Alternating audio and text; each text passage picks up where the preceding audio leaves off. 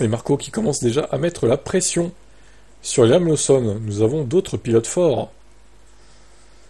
Nous verrons comment il se compare à Yuki Tsunoda. Il doit fournir une performance digne de la Formule 1, comme il l'a déjà fait lors des précédentes apparitions.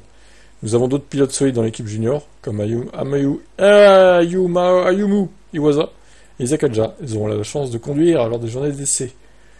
Ouais, alors Iwasa, c'est un pilote Honda, hein, plus qu'autre chose, hein, on va pas se mentir. Ça m'étonnerait qu'ils le prennent, de toute façon. Après ça, nous verrons ce qui se passera. Les performances de Lieberman et de Pinto ont montré que les jeunes sont prêts à passer à la vitesse supérieure.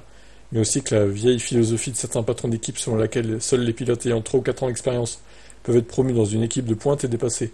Mercedes vient de le prouver en choisissant un jeune pilote, tout comme Red Bull l'a fait à plusieurs reprises par le passé. Vous pouvez compter sur la jeunesse, c'est certainement un risque, mais c'est un risque gérable qui en vaut la peine. Je suis plutôt d'accord avec ça. De toute façon, Mercedes, ils sont pas dans une position de jouer le titre, donc le risque est à peu près calculé. Mercedes, ça sera au mieux l'année prochaine deuxième force, à mon avis, voire troisième.